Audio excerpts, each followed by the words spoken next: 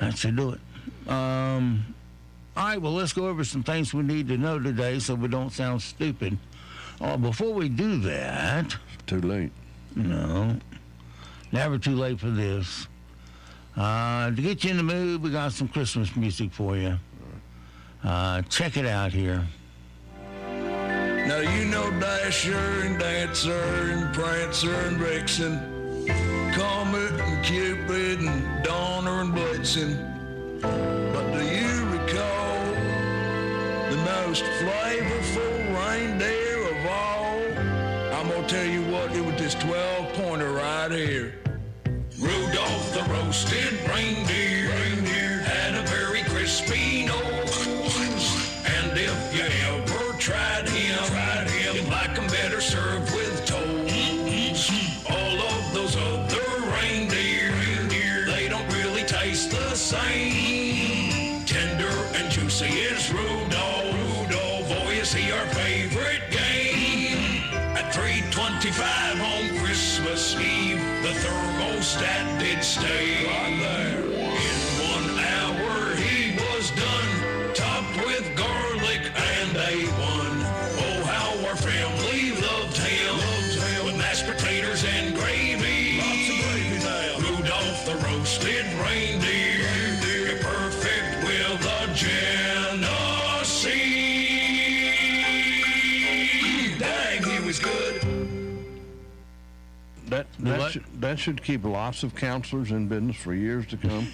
And you know, it's not my cup of tea, but on the other hand, it's come on, God gave you a sense of humor, so use it. He did, but he did, but doesn't mean I think everything's funny. I can't even. I cringe to think how many times I've tried to be funny on here, and people have cringed listening to it. But what I wanted to say was, it's right in line with Disney though, because Disney blasted Old Yeller. They blasted Bambi, and somebody dies in all of them. All of them, and it's always some, the mother, and then they've got things coming up from the bowels of hell. So, yeah, it's what was it, Dumbo the elephant? Is that right? I never. They took his mother away. Yeah. Well, you know what? They're just little kid shows, and I always like little kid shows to end the way I wanted Old Yeller to end, like thank you, Yeller, let's go to sleep now. The end. Instead of blasting him. I thought, man, okay, you've heard me before on here. I just hated Old Yeller. Yeah. Couldn't believe they did that, and still can't believe it. Like Charlotte's Web. That was a spider. Yeah. It was a spider. Huh? That was a spider. I know, but she dies in the end. Yeah, but it's a spider. I mean, upsets the pig big time, man. Look, you love dogs. I love dogs. A lot of people love dogs, and some people love cats. But a dog, I told you before, I had my first little date there, and I was so happy, and I was buying her like $3,000 worth of candy bars, and sitting there so happy. And to get the gun out, and I think, oh, they're going to show Old Yeller the gun. And then pretty slowly it dawned on me. What? No, run for it, Yeller! But they didn't. They blasted him. Well, they had rabies. And they should have written it different. They should have written it different. Anyway. Well, I agree. You terrify the kids. I've told this story before. When I was in high school and college, I worked as a photographer for the News and Observer. Mm-hmm. And one year they sent me to photograph the kids watching The Wizard of Oz. Well, I know a lot about film, and especially black and white, which is what the paper was shot in. And I said, now it's kind of hard to get a bunch of kids without popping a flash in there, them watching the big silver screen of Wizard of Oz. So what I did, I noticed that when the Wicked Witch came on, that commissary counter came open, and it was full of kids. They all left the theater during that scene. And that was the shot. Yeah. So I took it from the other side of the lobby and showed them all getting their candy during the witches scene. Well, you know what? Kids are going to learn things quickly enough. And I just wanted to go see a little show about a dog. That's all. A dog. a dog that lives happily ever after with whoever the kid was. And so, all right, well, that's all I got to say about that. Okay. All right, well, some of the things we need to know today so we don't sound stupid. Yellowstone prequel, that just came out, 1923, drew 7.4 million viewers on Paramount platforms. It stars, Han Solo, what's his name? Harrison Ford. Harrison Ford, as the main character, and John Dutton, or Dutton, one of the Duttons. it is I just got started on it. It's a spinoff of the Duttons. So, and you hear that girl's voice that was on the last one, the 1881 version. You hear a girl narrating. So then I fell asleep last night. That's all I can tell you. Well, good. That series going to last you a long time. But I'll catch back up. The Rolling Stones drummer, can you name him? No. Charlie Watts. Passed away last year. Now we found out that his widow, Shirley Ann Watts, died last Friday at the age of 84. They had been together for 50 years. Wow. Well, I feel like I've got to say something about that. I mean, that's a long time. And one of my favorite things to do is go to the grocery store and see a couple that's been together forever. And they're holding hands and smiling and looking like they just love each other, and they're talking. What a great relationship. Well, usually what you see is the woman leading the way of the golf cart and the man just pushing behind. Yeah. Well, I think it's great when people can be together that long and love each other that long, as opposed to people who just hate each other. Yeah. And it's obvious. Shut up. Let me get this. You don't know what you're doing. And it's like, I hate that they've got to be together like that. Well, when you're in the grocery store, have you noticed that the price of eggs is up 50% from where it was 1 year ago? Well, I hadn't put those numbers together, but yeah, boy, wow, they're up. They're way up. Yeah. When I was a kid, my grandfather was an egg farmer, and he would bring us 60 dozens of eggs every week, and I would deliver them out to a little egg route I had at 50 cents a dozen. So it's still a good bargain. No, you guys were making pretty good money from back then. Not 15 cents. Oh, I thought you said 50 cents. I sold them for 50, but I had to pay him for them. Okay. So the difference was about 15 cents. How old were you? I was in 6th grade. Well, that's pretty 7th good, grade. Steve. That's pretty good money for a kid. Yeah. Yeah, you did all right. And plus you were working. Parents were teaching you something. Yeah. Working, not only delivering, but billing and collecting. Yep. You learned it all. Capitalism. No.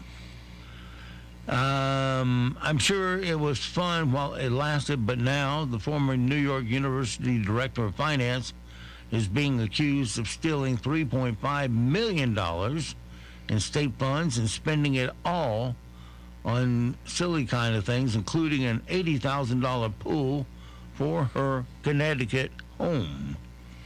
Okay. See, I have something definite I want to say about this. If you are in the embezzling, the thieving, the stealing, the cheating, the lying business, I don't know how you do it. I would be a nervous wreck. I could not possibly walk around and not just be shaking like Barney Fife back when he was on Steve Allen, and just thinking you're not going to get away with it. You're not, especially when you spend it on things like a swimming pool. Now, if you eventually get caught, and everyone does, if you have bought things like, well, I donated all that money to the burn centers and to some of the cancer centers, okay, you might get a little bit of a break from a jury, but when you're buying all that stuff, just stealing that money, just taking it, and just blowing it for things for yourself, nobody's going to have any sympathy for you, and I'm sure not. As far as I'm concerned, it can put you away for a long time just for the crime of being stupid. All right. Well, that was a conversation shutter downer, wasn't it? Well, to be honest, I was reading the next thing we're going to do. Oh, so it wasn't as bad as I thought. You were reading during it. All right, pay attention here. It's time for a little round of yes or BS. where I'll give John the statement. He simply has to say, why, yes, that's true, or no, it's BS. During the 12 days of Christmas in medieval England, people wore costumes to church and gambled on the altar. Oh, my goodness. I'm going to say no, that's not true. It is true. Well, I hate that. Well, Jesus did too. Matthew's biblical account of the 3 wise men says there were actually 4 wise men, not 3. That's false. That is false. The passage does not mention how many there were at all. The number was presumed to be 3 because of the 3 gifts of gold, frankincense, and myrrh. But that's only an assumption. Jesus was born on December 25th. Well, I don't believe that there's any way that we could. I don't think there's any historical fact for that. I think it's close, but I'd say no if I had to say. It is false. Yeah. In fact, nobody knows for certain when Jesus was born, but in 350 A.D., Pope Julius I declared December 25th the official date. In 529, Empress Justin declared Christmas a civic holiday. The ringing of bells during Christmas is supposed to drive away evil spirits. Well, see, now, I don't know that if so, that goes back a long time. I've always associated bells during Christmas with like sleigh bells, so therefore I would say no. It is true. It's a holdover from pagan times, unless, of course, you're referring to the movie It's a Wonderful Life, at which point ringing bells means an angel just got its wings. King Richard II once had a holiday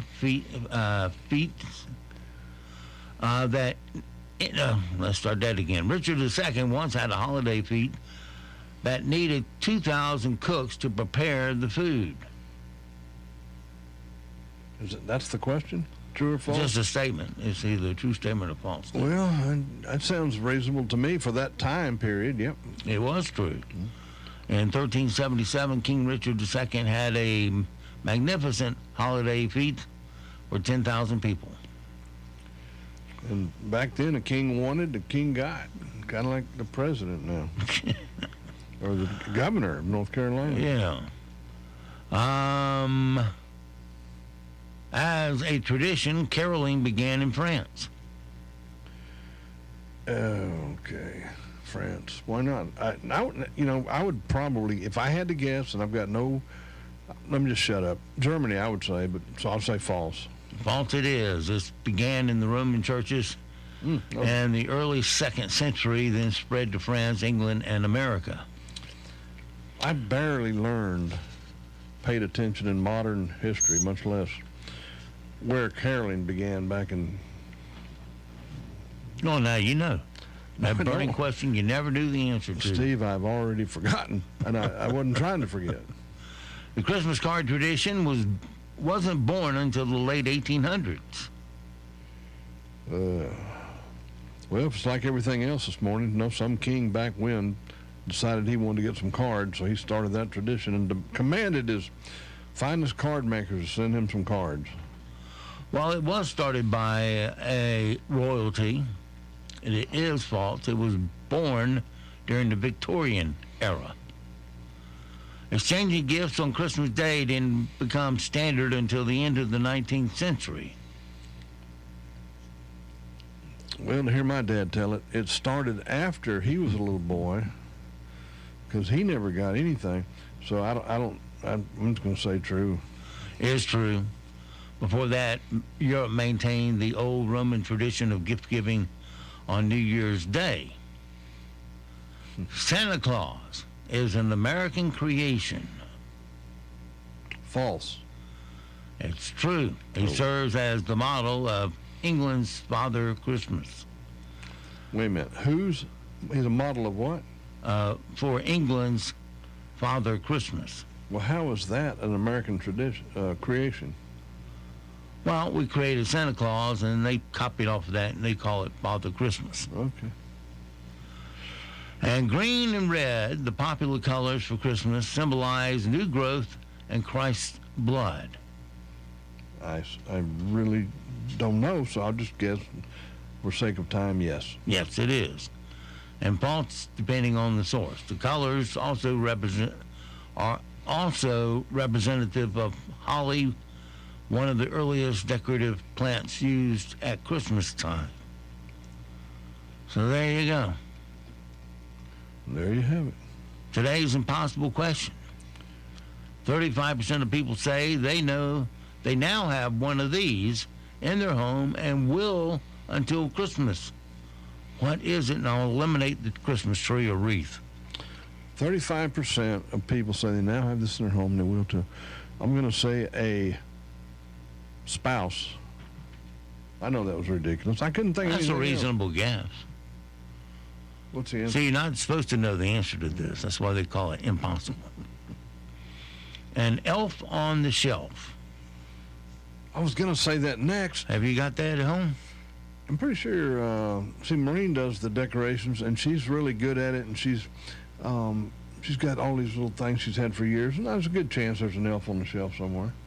Yeah. Okay, so Honey. striking pay dirt. Let's see. Let's see how much time I got. A minute. All right. Simon Cowell says his 8-year-old son talked him into proposing to his longtime partner, and now Simon and Lauren are engaged. These aren't yes or no. This is just things you need to know. You need to know? Need to know. Can you imagine, seriously, can you imagine if I'd have walked out of here without knowing that? Yeah, really. You would have had a hole in your presentation at your next gathering. If you're planning to resell your Taylor Swift tickets and make a fortune, just so you know, the IRS says they'll come after you for their share. All right, coming up on 8 o'clock, Nick Paserno joins us next hour right here on WEEB. Doggone it. I backwalked it and I did it for the wrong... I got another minute. My bad. Don't look at me. I'm going to talk for a minute. I can do that. All right. So, yeah, if you got Taylor Swift tickets and you go scalp them off for a big price, because one guy scalped this for $32,000. You know, I remember the days when we would hear about ticket scalpers, and they would be like, and some of these guys are asking as much as $10, and hear my dad say, that's ridiculous, $10. Yeah. And there's no way they'll ever get that for Porter Wagner. Are you crazy? I saw The Who for $7.50. The Who? The Who. The Who? I got it. Yeah. No, I don't think I've ever been involved in any ticket scalping on either end, but I've seen some pretty good concerts. Thank you. All right, now we can say partly cloudy, 33 degrees. Your news is next, and we'll be back on the backside on this Wednesday. After a start with some cloud cover this morning, it should be partly cloudy for this afternoon and milder. The high temperature in the upper 40s to about 50. Now tonight, our next system begins to approach, initiating the development of rain across the area late tonight. Cloudy otherwise with the low in the upper 30s to low 40s. Thursday, rain is likely. Some of it could be heavy. It's a milder day with highs in the low to mid 50s. Dramatically colder on Friday. It's windy as well and cold into the holiday weekend. I'm Mike Mays in the North Carolina News Network Weather Center. Broadcasting from the top of the North Carolina Sandhills, 97.3 FM, 104.1 FM, and 990 AM. WEEB, Southern Pines, Pinehurst, Aberdeen. News this hour from townhall.com. I'm Rich Thomason. A wartime leader will visit D.C. That story in a moment, but first day of winter and right on cue, a massive winter storm is moving from west to east. Bitter cold, along with a lot of snow and ice and fierce winds are expected. The monster storm moving from the Rockies and the Plains across the Midwest into the Ohio Valley and the Great Lakes, where there is over a foot of snow potential, especially across parts of the Great Lakes, the upper Mississippi Valley, parts of the Midwest. So it's definitely a highly impactful heavy snow event across those areas, along with the, all the wind chills and the high winds. National Weather Service forecaster Bob Oravec says parts of the east that do not get the snow, areas closer to the coast, will be drenched by heavy rain. All of this coming just in time to snarl the travel plans of tens of millions of holiday travelers. Ukrainian President Zelensky on his way to Washington, where he'll be meeting with President Biden before heading up to Capitol Hill. It's a significant trip to Ukraine's most important ally in the war. In his address to Congress, President Zelensky is expected to make the case for more aid as some Republicans voice criticism about the level of U.S. support. Russia continues to attack Ukraine's critical infrastructure, leaving millions of people without electricity, heating and water. With many security risks involved, the visit was confirmed only hours before it was due to happen. The BBC's Hugo Beshega in Kiev. The tweet from Twitter chief Elon Musk tells the story. Musk writes, "I will resign as CEO as soon as I find someone foolish enough to take the job." Musk making good on his pledge to abide by the results of a poll in which most of the respondents answered yes when asked if Musk should resign as the head of Twitter. Watching Wall Street, Dow futures up 265, NASDAQ futures 46 points higher. More on these stories at townhall.com. Relief Factor, pain relief that's natural, pain relief that works, and pain relief that attacks the source of the pain. That's the experience of tens of thousands of Americans who are taking Relief Factor right now. See their incredible video endorsements at relieffactor.com and then order your 3-week quick starter pack for just $19.95. That's less than $1 a day. Find out if it can work for you like it works for me by ordering your 3-week quick starter pack today. Relieffactor.com, relieffactor.com. Be the next success story. Hi, my name's Adam Barada. I'm the owner of Advantage Gold, the highest rated precious metals firm in the country. Now, we've won the Best of TrustLink award 4 years in a row because we educate our clients on how to buy gold and silver the right way. We don't pay celebrity spokespeople millions of dollars. We'd rather pass that value on to you. Call 800-900-8000 and speak with one of our experts. We'll send you a free gold kit along with my latest national best-selling book, The Great Devaluation. Call 800-900-8000. Call 800-900-8000. Thousands of British ambulance workers staging a 24-hour strike with unions and the government trading accusations of blame for putting lives at risk. The government's telling people not to play contact sports, take unnecessary car trips or get drunk in order to reduce their risk of needing an ambulance. Unions have pledged to respond to life-threatening calls, but officials say they can't guarantee everyone who needs an ambulance will get one. Healthcare staff are seeking big raises in the face of decades-high inflation, but the government's refusing to budge, saying double-digit public sector raises will drive inflation even higher. Charles de Ledesma, London. Heavy snow in northwestern Japan since the weekend has left at least 3 people dead, stranded hundreds of vehicles on highways, disrupted trains, and left thousands of homes without power. News and analysis, townhall.com. An extradition hearing today in the Bahamas for the founder of the bankrupt cryptocurrency firm, FTX. Sam Bankman-Fried will have a hearing in a Bahamian court on his possible extradition to the U.S. in the coming days to face criminal charges related to the collapse of cryptocurrency exchange FTX. On Monday, Bankman-Fried's lawyer said he had agreed to be extradited to the U.S., but the necessary paperwork had not yet been written up. It's not clear when Bankman-Fried's extradition could occur once it is approved by the Bahamian court. U.S. prosecutors allege he played a central role in the rapid collapse of FTX and hid its problems from the public and investors. I'm Norman Hall. The Biden administration responding to the Supreme Court's order temporarily keeping Title 42 asylum restrictions in place. The administration acknowledges that allowing Title 42 to expire will lead to a temporary increase in unlawful border crossings. More on these stories at townhall.com.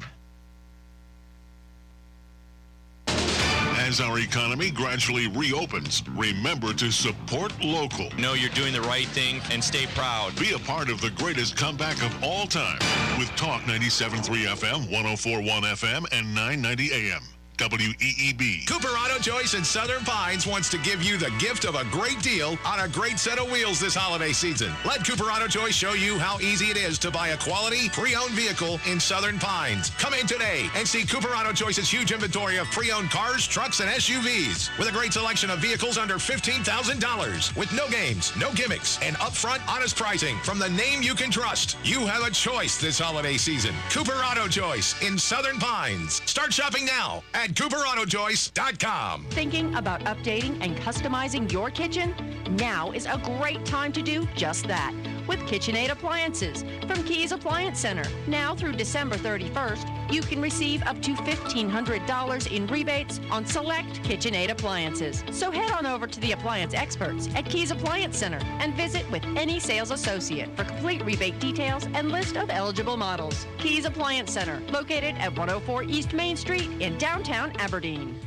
Hey golfers, did you know that for over 3 years, pro golfer Bubba Watson has used CBD MD's products to help relieve aches and pains as well as calm his mind? Well, now you can too. Flowland in Aberdeen is your CBD MD headquarters. CBD MD is the only CBD company listed on the New York Stock Exchange, and all the products are THC free. Flowland is open 7 days a week at 1200 Sand Hills Boulevard in Aberdeen for all your CBD needs. Eastwood Outfitters offers specialty firearms for elite marksmen and a lot more while delivering a personalized experience for everyone. Eastwood Outfitters is the only dealer in the area offering a wide selection of high-end inventory from Night Force, Zero Compromise, and more. Visit our Facebook and Instagram pages now through Christmas Eve for extra savings and specials. Open Tuesday through Saturday, 10 a.m. to 6 p.m. and Christmas Eve, 10 a.m. to 2 p.m. Eastwood Outfitters at the corner of NC Highway 73 and 15501, right next to the Bee's Knees Antiques and Thrift. Neck, shoulder, or back pain can be downright debilitating. If you have those issues, you already know that, and you don't need me to tell you about the opioid crisis.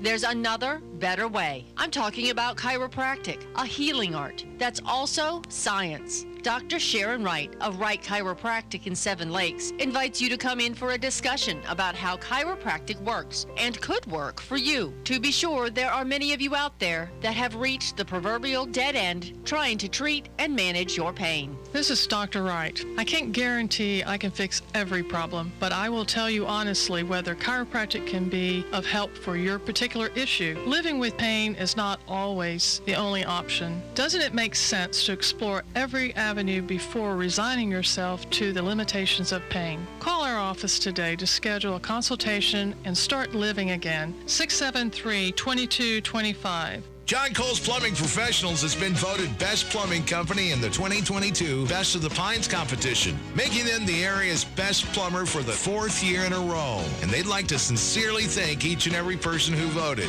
They'd also like to renew the promise of exceptional customer service, quality workmanship at a fair, on-the-level price. That's the winning formula at John Cole's Plumbing Professionals. John Cole's Plumbing Professionals. Are you interested in protecting your assets from market volatility, rising taxes, and economic uncertainty? Then tune in to Retire 360 with Dwight Mejan to learn how you can protect and grow your hard-earned money. Retire 360, Sundays at 3 p.m. right here on Talk 97.3 FM, 104.1 FM, and 990 AM WEEB. Protect your hard-earned money today at Retire360show.com. Want to make the holidays even more special? Give the gift of honey-baked ham to your employees or clients this year. It's a beautiful and distinctive gift that guarantees to make the moment memorable. Order your gift from either location, Fayetteville or Aberdeen. Honey-baked ham. Nothing says Christmas like the sparkle of a diamond. Hello, this is Kelsey from Heavenly Pines Jewelry in Pinehurst, and I would like to thank everyone for a wonderful year. Wishing you and yours a Merry Christmas and a Happy New Year from everyone at Heavenly Pines Jewelry. PCS Pavement and Soft Washing Pros is the go-to for your asphalt repair, seal coating, and pressure washing needs. Low-pressure power washing is the safest way to wash your home's exterior using the most advanced eco-friendly techniques to remove mold, mildew, and weather stains from all surfaces to restore your outdoor areas to their original glory. Call PCS Pavement and Soft Washing Pros at 910-944-0950 or visit them online at ProContractingServicesNC.com. NCN News. I'm Mike Riley. North Carolina is one of the states that will receive funding from the Capital Projects Fund. It will help more homes and businesses in rural North Carolina get connected to the high-speed internet. Governor Roy Cooper participated in a conference on Tuesday. We did have parents driving kids to McDonald's parking lots to be able to do homework. We were able to use emergency money to help put hot spots on school buses, kids quickly trying to get homework done. You can expect about an inch of rain for Wednesday night into Thursday in much of the states, when it will also be windy and cold on Friday. As that Arctic air comes in here, I think the main thing initially is going to be the strong wind gusts that are possible. And we're looking at right now 35 to 45 miles per hour, and we're talking about frequent gusts. National Weather Service meteorologist Brandon Locklear's in Raleigh. Have you packed your travel list? North Carolina State Highway Patrol Trooper Rico Stevens tells WITN. The ultimate message we want to get through people's head is we're out here to ensure that people get from point A to point B safely. The House Ways and Means Committee votes along party lines to release former President Donald Trump's tax returns. Loyola Law University professor Lori Levinson says Congress has made history. The committee believed that transparency was important, that the public see Trump's tax returns after all these years, when he promised that they would be available and yet never did make them available. Franco Harris, the Hall of Fame running back whose heads-up thinking authored the Immaculate Reception, considered the most iconic play in NFL history, has died. He was 72. This was the call. There's a collision. It's cut out of the air. The ball is pulled in by Franco Harris. Harris is going for a touchdown for Pittsburgh. Harris is going. 5 seconds left on the clock. Franco Harris pulled in the football. I don't even know where it came from. Mike Rayleigh, NCN News. As we celebrate Christmas, you may wonder if Jesus Christ can make a difference in your life. You bet he can. Franklin Graham. That's why he came, to save us from our sins. He came to earth as a babe, took our sins to the cross. 33 years later, he died on the cross, and God raised him to life. He's not dead, he's alive. If you've never put your faith and trust in him, you can do that right now. Just pray this prayer with me. Dear God, I've made a wreck of my life. I'm sorry for my sins, and I ask you to forgive me. I believe that Jesus Christ is your Son. I want to trust him as my Savior and follow him as my Lord from this day forward. Amen. If you prayed that prayer, please call us at the Billy Graham Evangelistic Association, 855-255-PRAY. That's 855-255-7729. 855-255-7729. God bless you, and Merry Christmas. Ukrainian President Vladimir Zelensky is traveling to the U.S. today to meet with President Biden and address Congress. His trip comes as Zelensky seeks more weapons in Ukraine's fight against Russia. It's his first trip overseas since Russia invaded Ukraine. His advisor says he seeks missile defense systems and long-range missiles. And President Biden is set to announce another $2 billion in military assistance, including a Patriot missile battery. The Kremlin says continued Western arms to Ukraine will only lead to a deepening of the conflict. Police are investigating an officer-involved shooting that occurred on Tuesday night in Holly Springs in Wake County, leaving one person dead. The search for a missing 11-year-old Mandalina Kochakari expanded to an area that includes Lake Cornelius this week. The girl was last seen on November 23rd, but was not reported missing until December 15th. A neighbor of Mandalina tells WCNC in Charlotte a vigil was planned. Really, our community just wanted to do something, if anything, and this is our way of doing what we needed to right now. Football fans may be able to watch Sunday games on YouTube soon. Oh, they're going to throw it on a fake, and it's incomplete. The Wall Street Journal says YouTube is the front runner for exclusive rights to the NFL's subscription-only package, Sunday Ticket. It allows fans to watch all Sunday afternoon games, even if they're out of market. Amazon, Apple, and ESPN were all reportedly vying for the deal. DirecTV's $1 billion a year, 8-year contract expires at the end of this season. The league kicked off an 11-year contract with Amazon Prime for Thursday night games this season. Deborah Rodriguez, CBS News. Mike Rayleigh, NCN News. We are tracking our Arctic air mass that moves into the area Friday morning. Expect an extreme temperature drop throughout the day on Friday. Now, prior to its arrival, it's partly cloudy later today, milder with a high in the upper 40s to about 50. We started to see some rain develop late tonight, otherwise cloudy with the low in the upper 30s to low 40s. Rain is likely for the day tomorrow. It's milder too, the high in the low to mid 50s, but a dramatic temperature drop coming Friday. I'm Mike Mays in the North Carolina News Network Weather Center. Right now here in the Sand Hills area, we're looking at partly cloudy, 33 degrees, humidity 75%, 2.26 winds calm, and pressure is 3069. It is 8:15. Let's take a look at your Sand Hills News for this Wednesday morning. The outbreak of respiratory viruses affecting kids across the country has caused a run on some children's medications. Pharmacies in North Carolina like Walgreens and CVS are now limiting the amount of children's medicine you can buy over the counter.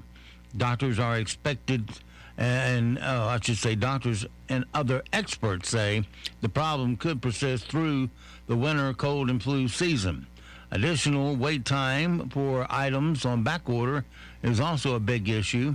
It's pretty common every year to have a rush for cold and flu and strep throat, but pharmacies say that it's quite unique this year with the shortage of children's medication like amoxicillin.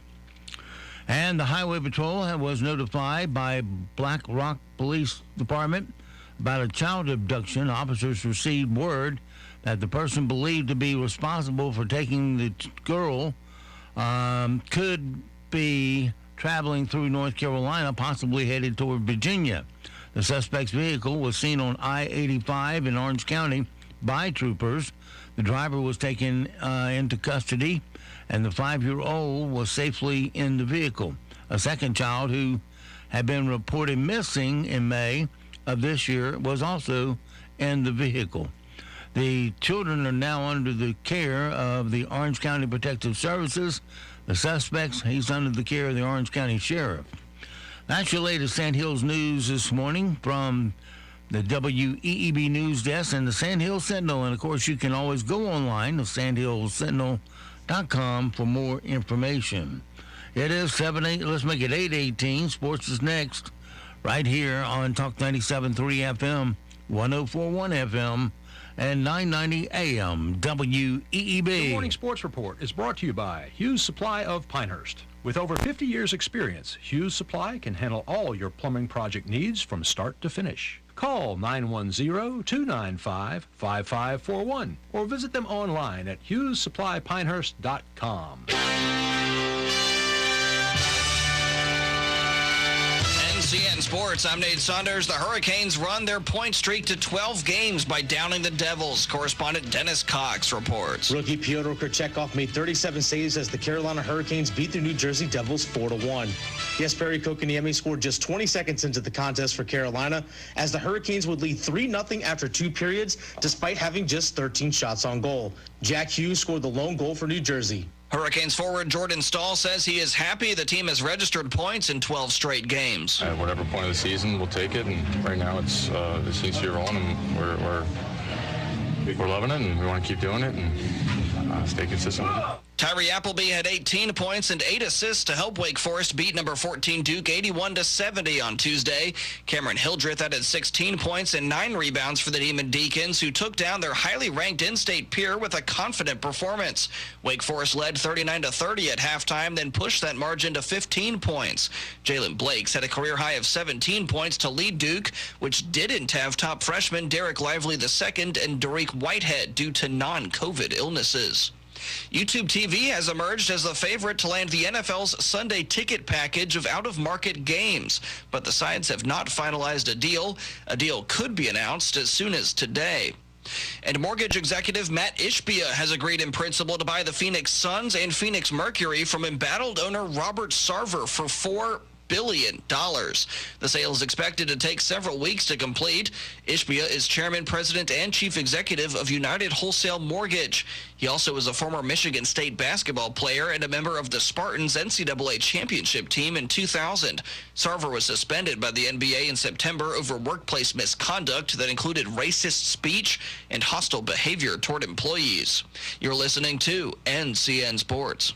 We as parents or grandparents or other people who work with our children should be getting their vaccines and getting their boosters if they haven't done that yet. Those boosters really matter. As many people, especially older people, their immune system forgets a little bit faster, and so these boosters are good reminders to the immune system of who the enemy is, so you're ready for it if you run across that virus. Stay up to date on your COVID-19 vaccine.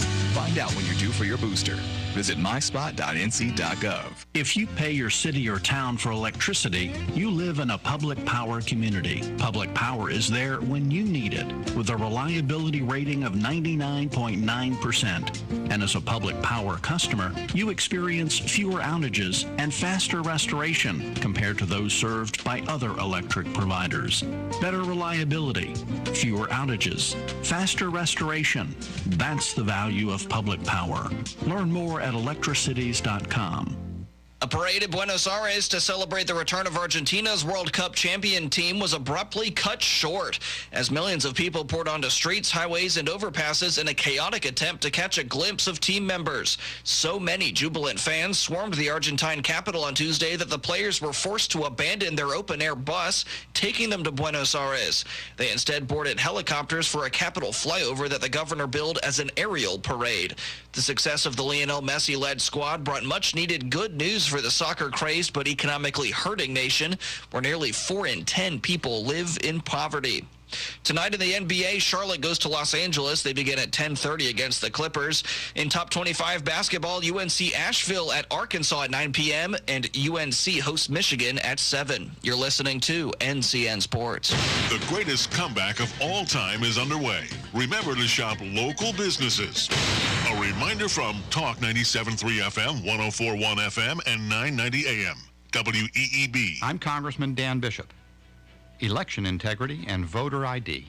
They're on everyone's mind these days. What's President Joe Biden say about these policies? At least 11 states have introduced legislation recently requiring voters to show ID at the polls, like in North Carolina, which imposed the photo ID requirements. These guys never go away. For me, at least, you guys know, but it's an important lesson for me. Hatred never ultimately goes away. Respectfully, President Biden, policies requiring photo ID are about election integrity. I believe equating voter ID policies to racism is dishonest and disrespectful. I'm Dan Bishop. That's why I support the Combat Voter Fraud Act and oppose Biden and Speaker Pelosi passing the John Lewis Act voter ID ban in the lame duck session. Paid for by official funds authorized by the House of Representatives. Central Carolina Power Equipment in Sanford is your one-stop shop for Branson tractors. Built with cast iron axles, transmissions, and rear-end housings, Branson tractors are perfect for the farm or the yard while offering exceptional strength and quality for an outstanding value. Central Carolina Power Equipment prides itself with matching each customer's unique needs with the tractor or equipment that will serve them best. For more than 30 years, Central Carolina Power Equipment has offered sales, service, and parts for all your tractors and equipment needs. Stop by today and check out all the new Branson tractors from Central Carolina Power Equipment at 4127 Jefferson Davis Highway in Sanford and online at ccpenc.com or call 919-292-6464. That's 919-292-6464. Family owned for almost 70 years, Wilkinson Chevrolet Buick GMC Cadillac in Sanford is proud to serve the community they are a part of. Being involved with nearly 40 different local organizations, Wilkinson Chevrolet Buick GMC Cadillac wants to invite you to come see just how easy it is to purchase your next vehicle. So call them today at 919-775-3421 or visit them online at wilkinsoncars.com. We are professional grade. Is your village, town, community, or HOA in need of road repairs? Being proactive is the key to staying ahead of the curve and implementing an effective asphalt repair program. It can improve efficiency and reduce citizen complaints. Give Seven Lakes Contracting and Asphalt Services a call at 910-673-1318 to see what they can do for you. In addition to their normal asphalt paving, asphalt overlays, crack sealing, seal coating, and striping, Seven Lakes Contracting and Asphalt Services has also implemented its asphalt patching operation through the use of a pothole patch truck equipped with a heated hopper. The patch truck can keep hot mix asphalt for a period of 72 hours, thereby extending the life of the asphalt from 1 to 2 hours with the dump truck. Call Seven Lakes Contracting and Asphalt Services at 910-673-1318, 910-673-1318. Our biggest holiday sale is going on now. Hi, this is Catherine Phelps, new owner of your local Sears hometown store in Aberdeen. My husband Joe and I would like to wish you all a very Merry Christmas and a Happy New Year. We have all sorts of gifts for your loved ones, from tools to home appliances and more. Thank you all for shopping locally. Come in and see us today at the Sears hometown store in the Town and Country Shopping Center, Aberdeen. You have family in town for the holidays. The house is clean, and yes, Cousin Eddie showed up. You want to watch football, and everyone else wants to watch the Hallmark Channel. Come to Rodino's, where you can watch football to your heart's content. Catch all of the college bowl games while you enjoy your favorite beverage and that fantastic Rodino's food. Check their website for daily specials. That's Rodino's on Pinehurst Avenue in Southern Pines. Hello, North Carolina. Dick Heller here. You might recognize that name from the Supreme Court case D.C. v. Heller. I'm not moving to North Carolina yet because if I did, I couldn't keep suing Washington, D.C. But if I was to move, the first thing I would do is get my concealed carry permit, and I'd take my class from beararms.com. I've worked with them in the past. I expect to work with them again soon, and I hope you would too. Thanks, Dick. Steve Bozick here. Classes are filling up fast. Go to beararms.com to reserve your seat today. Serving more people, more places, 24/7. If your AC breaks down, we'll restore your indoor heaven. Installation or repair, one call will be there. It's your family, don't delay. Comfort's just a call away. We're Comfort Services. Comfort Services. Come visit the beautiful Comfort Services showroom. See our gas fireplaces, wood-burning fireplaces, electric fireplaces, and outdoor kitchen grills. Don't forget to have us schedule a service on your gas logs for peace of mind this winter. Stay comfy and cozy all season long by calling Comfort Services at 910-695-2665. That's 910-695-2665. Comfort's just a call away. Comfort Services. It's the most wonderful time of the year, but instead of decking the halls, we've decked out the racetrack at Rockingham Speedway Christmas. Bring your family and be transported to a drive-through winter wonderland on the racetrack. Enjoy hundreds of displays, miles of twinkling lights, and tune in your radio to our dancing music. 'Tis the season for pictures with Santa, and enjoy warm apple cider, hot chocolate, and s'mores. Shop local by visiting vendors that will be on site Friday through Sunday. Be filled with the Christmas spirit beginning December 1st and continuing until the new year. Tickets on sale now at SpeedwayLights.com. Thanks for help bringing the economy back. One local purchase at a time. Kind of uplifts you and you feel better. It's the greatest comeback of all time. With Talk 97.3 FM, 104.1 FM, and 990 AM. WEEB. The Zumwalt Zone is brought to you by Quality Built Homes, the Sandhills' #1 home builder, developer, and remodeler. With over 1,500 homes built in Moore County, we earn our name every day. Quality Built Homes, 910-944-7453. Hello, I'm John Zumwalt, and you're in the Zumwalt Zone. This is the last ZZ until after the new year. I'm a lucky man. I get to say Merry Christmas to all of you. And if you decide to listen to the rest of this, tell you something I hope you'll consider doing. We always had a practice with my kids, and still do. We never say goodbye without saying as our last words, I love you. When I told my son goodnight a couple of years ago, I had no idea I'd never see him again on this earth.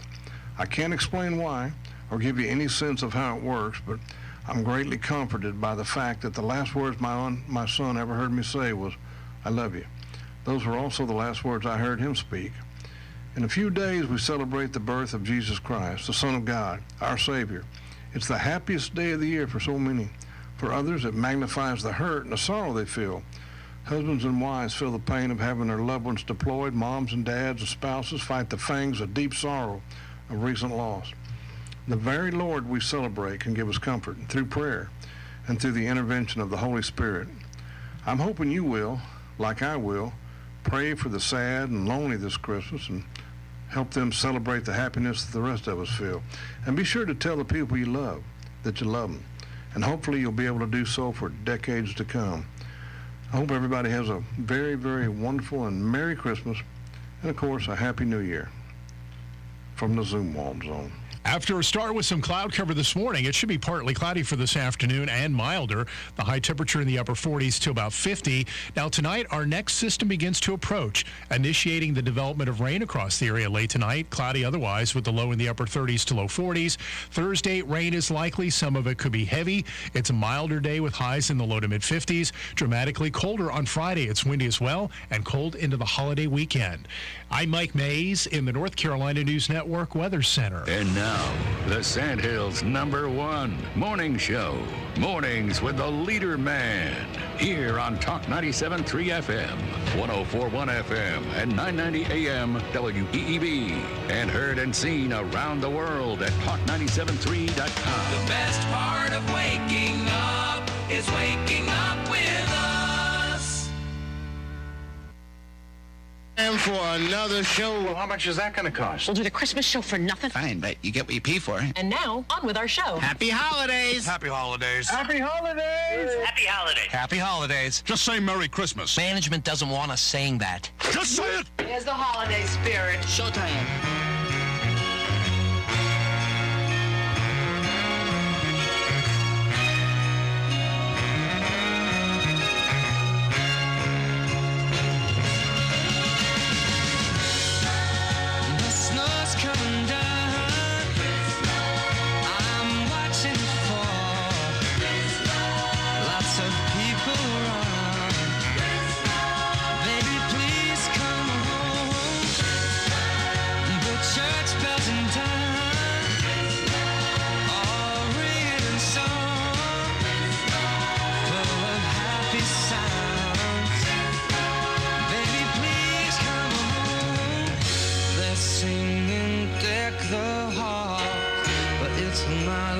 Christmas at all. I remember when you were here and all the fun we had last year. Pretty lights on the tree, I'm watching them shine. You should be here with me. Baby, please come home. Good morning, Talk 97.3 FM, 104.1 FM, and 990 AM WEEB. Welcome back to the most listened to program in all of the Sandhills. It's time once again for Mornings with the LeaderMan. I am Steve Leader Adams. Zoom All Zone coming your way in just a moment. Don't forget, of course, we're being heard and seen around the world on our live video stream and chat room. You can get to that by going to our website at talk973.com or talk1041.com or WEEB990.com. Top middle of the homepage is where that's located. That link, if you want to just listen to our broadcast signal, you can do that too. Go to the upper right-hand corner of any of our web pages where it says on the air, listen live. Click that once, and you're listening that quick. Weather for us today here in the Sandhills area. Excuse me. It's going to be mostly cloudy today with a high of 44. Let's see here. Then tonight, let's see what we get into big time. Cloudy with rain. Low of 40. At least it's not frozen. Tomorrow, cloudy with rain, isolated thunderstorms. High of 48. Those chances of rain diminish greatly by Thursday night. Mostly cloudy, maybe an isolated shower, a low of 43. Friday, sunny, high of 44. Friday night clear, very dangerous cold, 14. Wind chill value will be -1. Saturday, sunny with a high of 27. Wind chill -2. Mostly clear Saturday night and 16. Sunday, mostly sunny and 35. And Monday, 39. Tuesday, 43. Right now around the Sandhills, winds are calm, pressure 30-70, dew point 27, humidity 74%. We have sunny skies and 34 degrees currently here at Talk 97.3 FM, 104.1 FM, and 990 AM WEEB.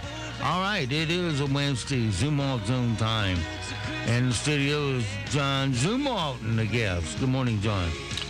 Good morning, Steve. Good morning, everyone. Well, it is one of my favorite guests that we have here today, and I don't ever feel like I need to introduce him because everyone knows Nick. If they don't know him by face, they certainly know him by name. And if they don't really know him by name, the words picnic should ring a bell. Nick is he's been a county commissioner for a long time, but he was just recently into the ring again, and he's was appointed, and now he's been reelected, and he's the chairperson of our county commissioners. So, good morning, Nick. Good morning, John. Nick, the reason, and I want to just tell everybody we're friends. I try to be as realistic and as I don't try to give anyone a break on any of these interviews, but so sometimes people might say to me, well, you hate that guy or you like that guy. Well, Nick and I are friends, so if I sound like I'm taking it easy on him, well, I'm not. And he doesn't need anyone to take it easy on him. When Nick walks in here, he tells me, ask me anything you got. Don't hold back. Don't give me the questions in advance. I'm good. I'll answer them. So one of the things that we talked about yesterday at lunch, Nick, was this, and that's kind of why I asked you to come on, was because you're going to kind of, now we're not here to talk ill of any of the past commissioners. There's no even small part of that in this. We're here to talk about the future. And it's extremely important, I believe, that folks understand and know some things that are going to be happening in the future. I'm not going to tell you that they weren't in the past, but they're most certainly going to in the future.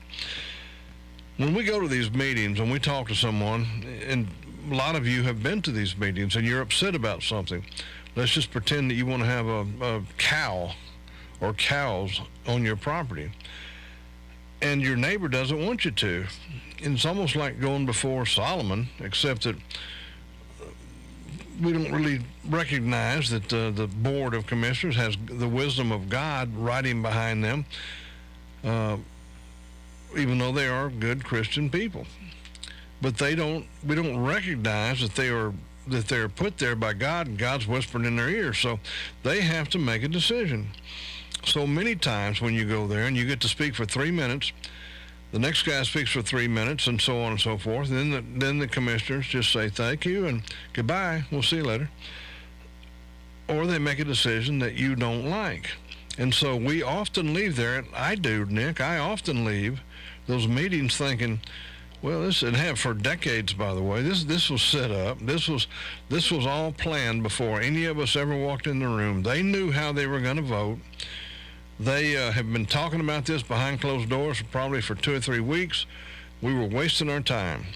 Now tell me, under the system that you're going to be using, is that going to be possible?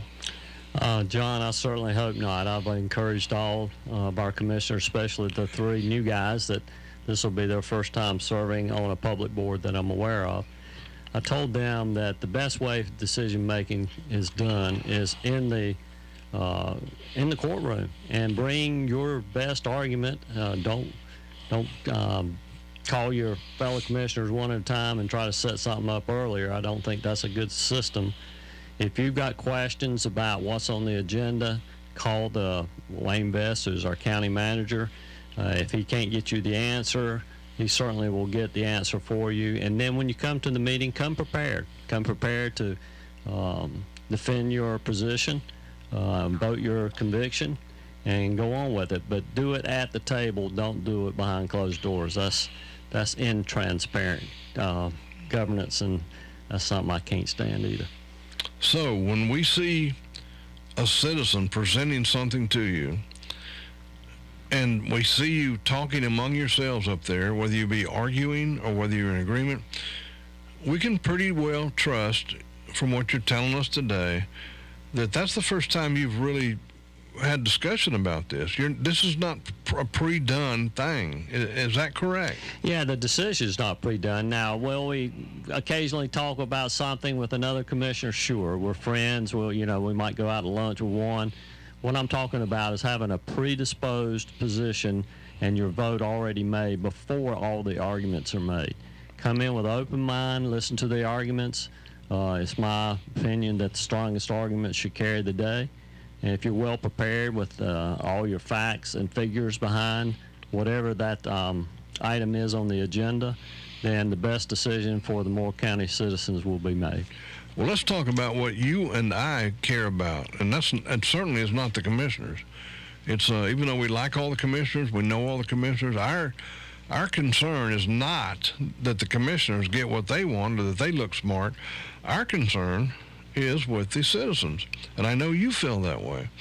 So if a citizen comes before the county commissioners and they have an agenda, not to be confused with an agenda item, we'll talk about that in a minute, but if they have something, let's just start from scratch. If a citizen has something they want done, let's just pretend they want a piece of property to be rezoned. How can that citizen best help himself or herself before and during their appearance to you? Well, there's always there's a procedure. If we're talking about rezoning, usually that starts with going to the planning department and meeting with Deborah, going through the checklist with her. If you see things on the checklist that you can't check the box and you need a variance or a rezoning, then those things have to come before the commission as far as a rezoning request or a conditional use request. I will be talking about with our board. We used to, in my prior term as a commissioner, we had by right zoning, meaning if a developer wanted to develop a subdivision, we had a subdivision review board. That subdivision review board was made up of land planning professionals. Public safety was involved. All the people that were necessary to be able, they were the experts. And what those experts were allowed to do was to make a good decision on whether this subdivision fit our land use plan, fit our zoning, and could approve it by right. After I left, the commissioners changed that, the last board, so that any conditional use came before the commission. Now, I don't necessarily disagree with that, but what happens is a lot of times in that type of instance, it's called a quasi-judicial, and only expert witnesses should be testifying. But what often happens in those meetings is you'll get a lot of folks in there, rightfully so, that are passionate, because it's their lives, it's their neighborhoods, and so forth and so on. But a lot of emotion is spilled out, not factual content. And we as commissioners are supposed to decipher that out. And actually, probably the whoever's running the quasi-judicial should not allow those people to actually be able to explain those things because they're not expert witnesses, and then we make a decision. Well, Nick, let me ask you this. So many times well, first of all, let me ask you if you would to briefly explain the whole system. Sometimes a person might feel strongly, I'm going to make up something ridiculous. They may want to have a Christmas tree out in the front yard of the courthouse. And unbeknownst to you, they'll go and sign up to talk about that, and they'll give a great argument, but then they'll leave, and that's the last of that, because they're not on the agenda to talk about that, and you can't really do anything about that. So can you explain to people the difference between just going and speaking and going and speaking and getting something on the agenda? Yeah, the public comment period at the beginning of our commission meeting used to, again, when I was there the first time, we encouraged people to speak on what was on our agenda, not other subjects. It's not really an open forum or an open mic where you can throw anything out. It really should be something that is associated with what's on our agenda for that night. So they would be having a say, and they would be able to comment on an agenda item that we were to vote for that night. And if it's not an agenda item on that, like the thing you just said about the Christmas tree, then again, you go through the process, planning department, so forth, so on. If you don't get the result you want, then you make an appeal. Okay. Now, if I want something to be on the agenda, or if anyone listening wants something to be on the agenda, how can they get that on the agenda? Well, the best thing to do is we have 5 commissioners. Call one of your commissioners and say, look, this is really, really important. The commissioner will hear your request, talk with the county manager, attorney, and see if that's something that board action could actually affect. If it's not, it may be a simple, just a clarification of a rule or whatever, but most times your commissioner will be the one to talk to, and they can submit any request they want. And then we have what's called a pre-agenda the week before. We'll go across all those requests, and the chairman has the right to remove it, but in most cases, and I've never really seen anything removed. So, well, I have seen things removed, but not under your leadership. But I'll just leave it at that. So, for the everyday citizen who would like to see something done, and they understand the only way to get anything done will be to get this on the agenda. Once they reach this point, and Nick, I'm so sorry. Remind me of the clerk's name. Laura Williams. Laura's wonderful, isn't she? And she's really smart, very educated, knows all the rules and regulations really well. So, yes, sir. Every single time I've talked to her, she has been so wonderful and sweet and knowledgeable and talked to me and just really helped. And the reason I'm bringing that up is if a person is not real sure who to call, what to do, how to get something on the agenda, wouldn't she be a pretty good place to start? She would too, but also our county manager would be a good, Wayne oversees the operation of the county, so he would be a great contact. Wayne's is exactly like Laura. They're both utmost professionals. They will do the job and get you to the right person. And so, yeah, we're a very open, friendly type government. We want to hear people's input, and we want to solve the problems that are bothering our guys and gals out there. So once Laura receives all the persons who want to be on the agenda, whatever that topic might be, then you as the chair and she and I guess Wayne will go over that and decide which ones will be on there. And I'm guessing it would be an extraordinary thing for you to take something off. Is that accurate? Yeah, like I say, I've been chairman. This will be my 6th year as chairman. I don't recall ever taking anything that was placed on the pre-agenda off. Okay. Well, I really do like for this program to mean something, for people to walk away with some information they didn't have. And I think a lot of people do not understand that okay, yes, you may go speak to the commissioners anytime you want about any subject. And it's okay to be passionate, and it's okay to be upset and angry, in fact. But, within reason. But odds are when you leave, nothing's going to be done because it's just not set up that way.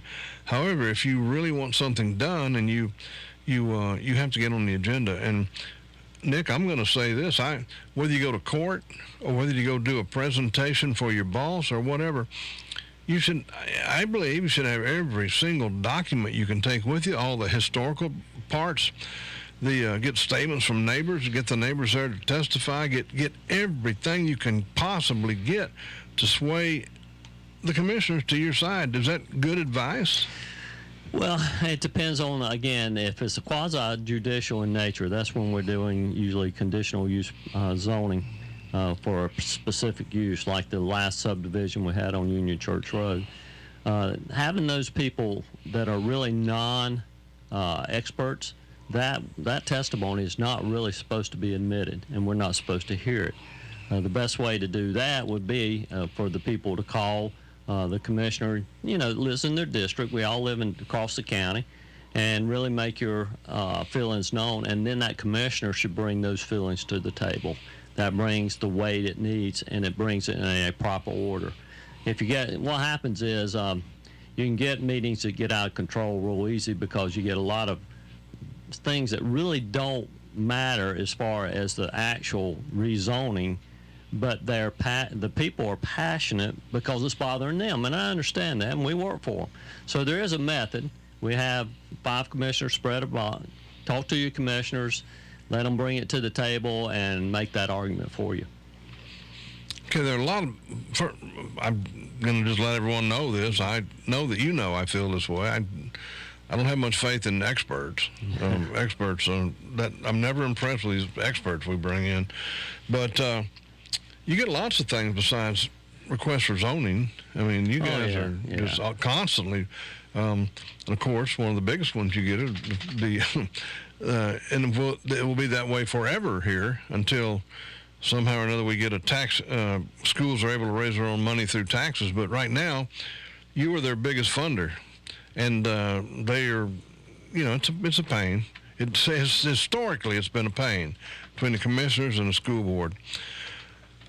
Are you guys planning on working together? Absolutely. I've already talked with Bob. As a matter of fact, on our agenda here, I showed you this worksheet on upcoming potential work session. And there is, down here, I got a time slot for schools in the college.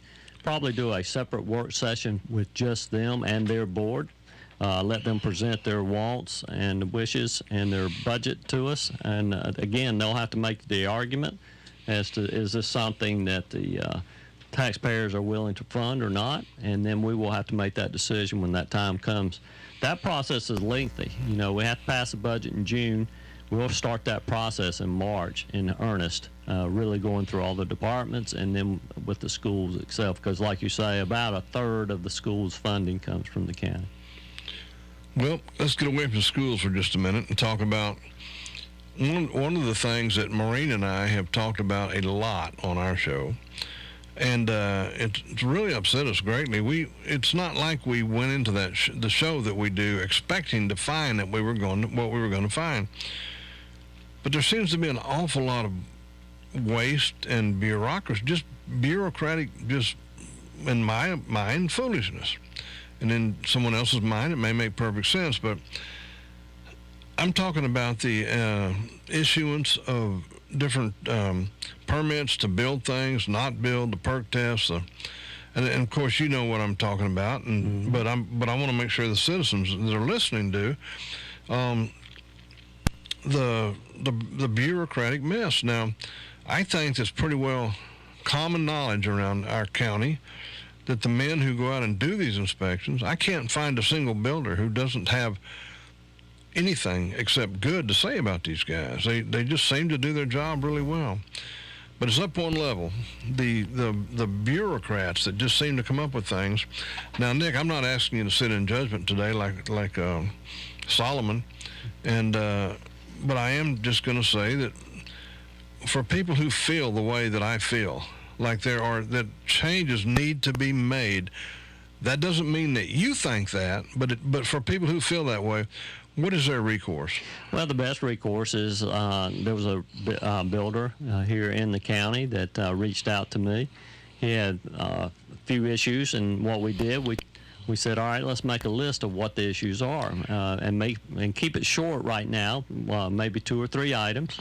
Let's get with the proper, what you call bureaucrats, we call our department heads, and let's see how those processes work out. And then if they need to be redefined, our process could be improved, we'll do that. A lot of what we do as far as permitting and those type things, unfortunately, we're following a state law that we have to. We're mandated by the state. So that's where the change would have to be. But I do understand that sometimes one zoning person or inspector may look at one thing and it's good with him, and another one may interpret it different. We're always going to have those type of situations, and even though they may be unfortunate, I really do believe, like you say, our inspectors do a really good job. Well, do you have a lot of openings for your different, what word am I looking for? For your different committees that... Oh, yeah, we have tons of advisory boards. Can you give us a kind of an idea of what you have open and what... Oh, gosh. Maybe people would like to see if they are qualified and what you're looking for, and that way, instead of sitting around griping all the time, well, maybe people like me who gripe, we could get involved in this stuff. Yeah, in this year alone, we'll have an ABC board advisory positions, 2 of those, agricultural advisory board position 1, airport authority, animal cruelty officer, college trustee, CVB board, fire commission, board of health, human resources appeals, jury commission, juvenile crime prevention, library board of trustees, local emergency planning committee, nursing adult care advisory committee, parks and recreation advisory board, and the list goes on. So the best thing you can do is go on our website. Under the county commissioners, we have a list of all the advisory boards. If you see one that you feel like you could add to and would like to be part of, there is a online application. You fill it out. Laura gets it to us. When we make the appointments, we go through all the applications, and in my case, I try to talk to as many of the applicants up front personally, before I vote on them, and then we make those appointments because they do a good job. Especially there's some on here that are very, very important. ABC Board, for example, brings in a lot of revenue, as you well know, and so it's very important that we have the right people on that. The Fire Commission, we have a unified fire tax. We did that in my first go-around. Very important. Board of Health. I mean, with the pandemic, you saw how important that board was. And we got 1, 2, 3, 4, 5 openings in that this year. So there's a lot of boards. Citizens can get involved in their government, and that way they have a say. I've purposely left the kind of what I think to be the worst towards the last here. Okay. Taxes. Yes, sir. And property evaluation. Right. Can you talk about that? I sure can. I checked with our tax administrator last night, and he sent me the information this morning. Right now, with 2 months to go to continue the review, property values look to be increasing around, this is an approximate number, of 35%. Now, certain areas will be less, certain areas may be more, but the average across the board in Moore County right now looks to be about 35% up in value. All right, let me ask you this other question that's the number one on everyone's mind. Sure. I know you talk to the sheriff a lot. I do. Do you have any updated information on our attack that we had here? Yes, sir. I talked to him yesterday as well, knowing I was coming on, and I asked him to give me a statement. I will read his statement. This is our Sheriff Fields' statement. He says, "We are continuing our efforts to bring this mess to a close. It is a slow process, unfortunately, but we're working every angle, and I will not give up until we have the ones responsible in jail." Okay. So I'm sure he's and his crew are working on it, and that gives me some hope of that he will resolve it. Well, I know he's got lots of help, and I hope they do, and I'm just going to leave it there. I don't want to be the guy sitting around guessing, hey, I think it's this guy, or I think it's this guy, or I think that's the reason that they did it, or I think that's not the reason. It's not helpful. No, and that's the thing. If you go on social media, that's one thing that really, we have a group of people that everything is done, they find the worst possible negative pie in the sky sort of theory that has no credibility, but they throw it out there, and then people read it, and then all of a sudden it becomes true. But right now, we don't know who did it, why they did it. And for anybody to say, "Oh, I know," they don't know. Nobody knows. Nobody knows unless the sheriff does it this time, and he's just not revealing it. Well, and if you do know, then it's not looking too good for you. Thanks, Nick. Thank you, John. Merry Christmas. Merry Christmas to you and everyone else. Yeah, that caught me off guard. I was getting wrapped up in your story, and I forgot about the time. So it goes for this Wednesday. We'll see you back on January 3rd. We'll take a little break there. It's the only break we get all year. So, but Hugh Hewitt will be sitting in for us. Until then, be sure to support the mom and pop businesses you hear on WEEB. They're the core of our economic life and recovery. And if you want to join them, by maybe greatly increase your business, or give me a call, or our staff will call right here at WEEB. Let us show you how the power of talk radio can really be. You will increase business. All right, in the meantime, we'll see you at the dog park. When I come back, you'd better be laughing. So, what have we learned? Heck, I don't know. But this is one crazy show. Bye now. Cut! That's it. Go home, everybody. None of this ever happened. Well, y'all come back now, you hear? I think we're through here. Yeah, man. Thank you very much, man. That's pretty much all I got, man. Okay, class dismissed. Rock on! Well, let me tell you something. everything comes to an end. Broadcasting from the top of the North Carolina Sandhills, 97.3 FM, 104.1 FM, and 990 AM. WEEB Southern Pines. News this hour from townhall.com. I'm Rich Thomason. It's a cross-country storm that's packing a powerful punch. A huge winter storm that slammed the Northwest is marching east, spreading heavy snow and ice, powerful winds, and dangerous cold. Snow and sleet in the Pacific Northwest Tuesday led to traffic jams, spin-outs, and hundreds of flights being canceled or delayed in Seattle. KOMO-TV captured Shoreline, Washington residents scraping ice off their cars and sledding in the streets.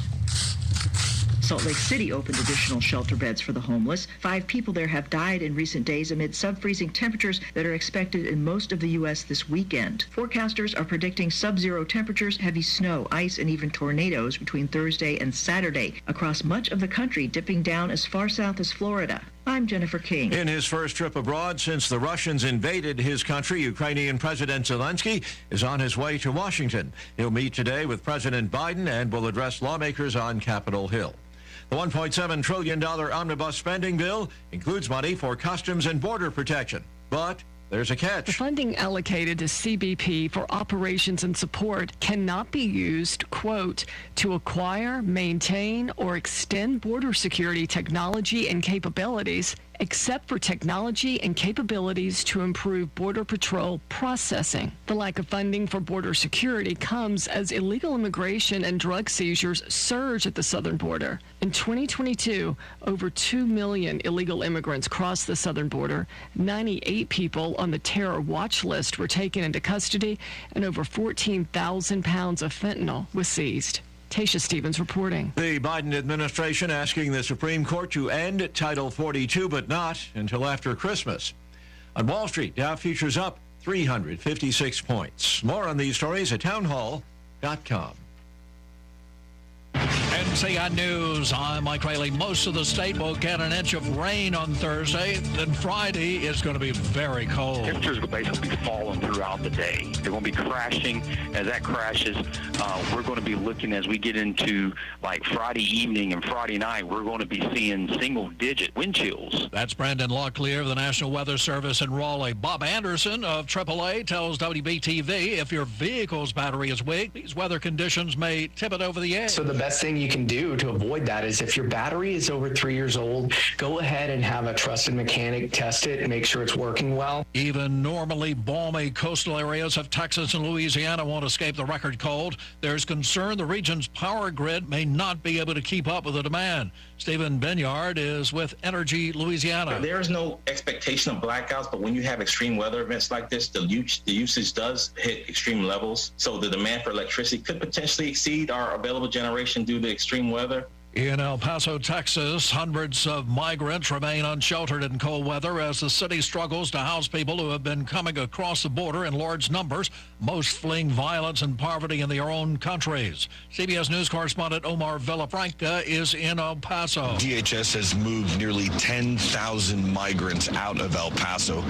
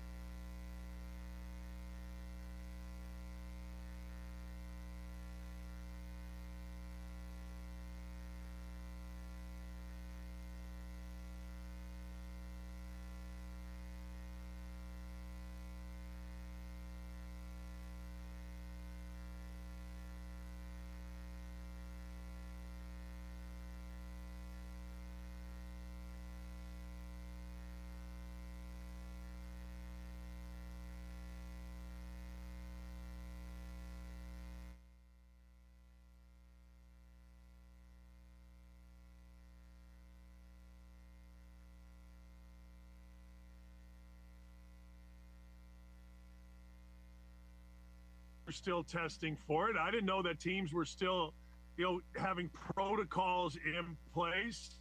But when I saw it, I said the exact same thing as you did. Like, what, did we just go back in time? Is this Back to the Future? What are we doing here?